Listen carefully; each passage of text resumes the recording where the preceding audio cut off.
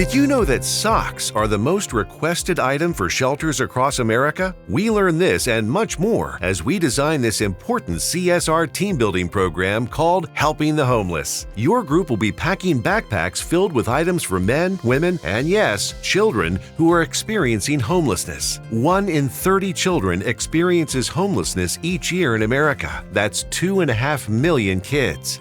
The process for building the care packages will start with the formation of sub-teams who participate in a series of fun and challenging icebreakers and team-building activities.